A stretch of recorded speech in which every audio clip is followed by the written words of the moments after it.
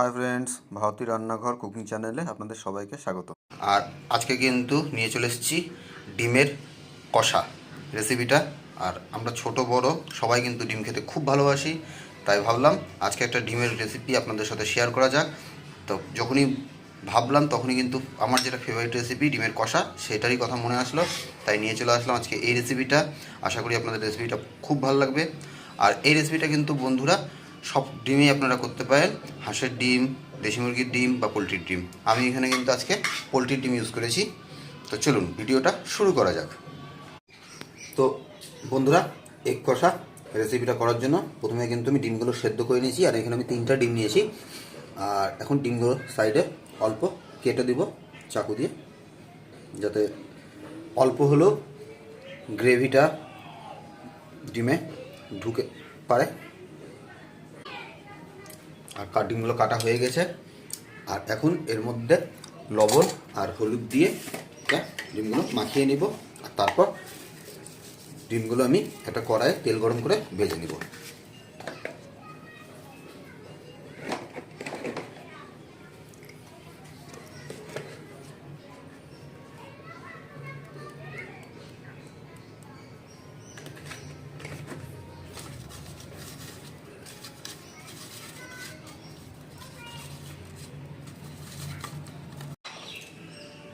তো ডিমগুলোতে হলুদ আর লবণ কিন্তু ভালোভাবে মাখায় নিয়েছি বন্ধুরা। আর এখন একটা কড়াই এখানে বসিয়ে নিয়েছি। আর কড়াই এখন তেল দিয়ে নেব ডিমটা ভাজার জন্য। আর আমি কিন্তু এখানে সরষের তেল ইউজ করলাম। রান্নাটা আপনারা কিন্তু সাদা তেলেও পুরোটা করে নিতে পারেন। তো চলুন তেল গরম হোক, তারপর ডিম ভাজার সময় দেখা হচ্ছে। তো বন্ধুরা, তেল গরম হয়ে গেছে। আর এখন ডিমগুলোর মধ্যে দিয়ে নিব।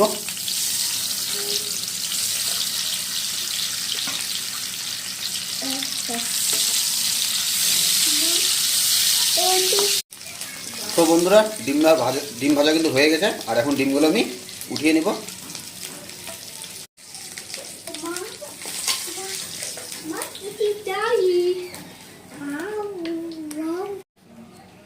তো বন্ধুরা, এখন ফোড়নের জন্য দিয়ে নেব একটা গোটা তেজপাতা, এক টুকরো জয়িত্রী, এক টুকরো দারচিনি, আর 2টা লবঙ্গ আর 2টা এলাচ।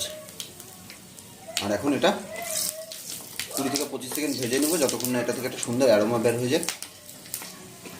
আর এখন এর মধ্যে বন্ধুরা দিয়ে নেব 2টা আগে থেকে বড় সাইজের পেঁয়াজ, আমি কুচিয়ে রেখেছিলাম সেই পেঁয়াজটা।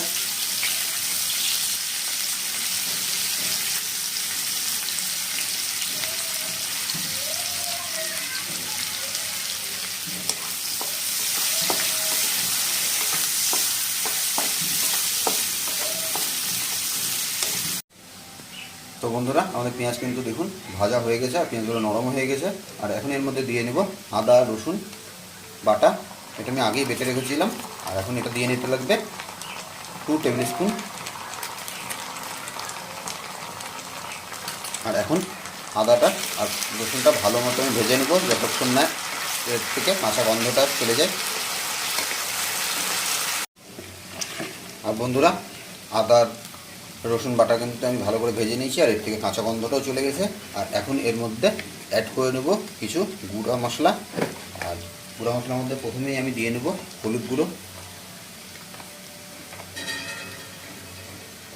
1 টেবিল স্পুন। আর দিয়ে নেব কাশ্মীরি লাল লঙ্কার গুঁড়ো।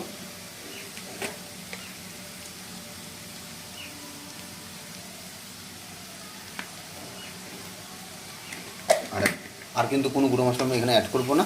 আর এখন মশলাটা ভালো করে কষিয়ে নেব যতক্ষণ না এর থেকে তেলটা ছেড়ে দেয়। আর মশলা থেকে দেখুন বন্ধুরা, তেলটা খুব সুন্দরভাবে ছেড়ে দিয়েছে। আর এখন এর মধ্যে অ্যাড করে দেবো একটা বড় সাইজের টমেটো, আমি এইভাবে ছোটো ছোটো স্লাইস করে রেখেছিলাম।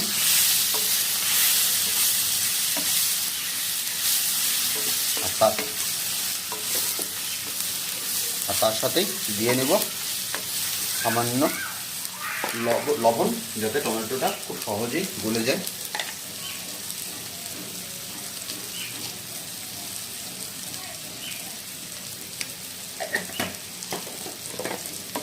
আর এখন আমরা ততক্ষণই অবধি এটা কুক করবো যতক্ষণ না টমেটোটা গলে যায় আর টমেটোটার কাঁচা একটা গন্ধ যে থাকে সেটাও চলে যায়।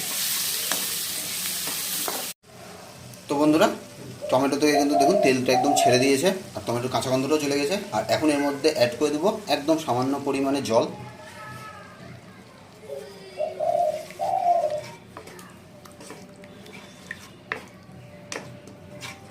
আর তার সাথেই দিয়ে নেব ভেজে রাখা ডিমগুলো।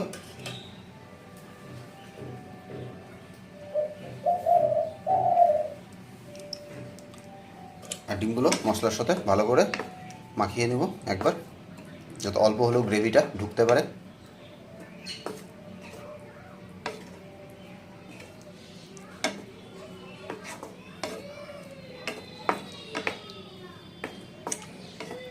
আর এখন এটা 10 থেকে 15 মিনিটের জন্য এইভাবেই আমি রেখে দেব। তো বন্ধুরা, আমাদের ডিম কষা কিন্তু একদম রেডি হয়ে গেছে। আর এখন শেষ করব এটা গুঁড়া গরম মশলা আর 1 চামচ ঘি দিয়ে।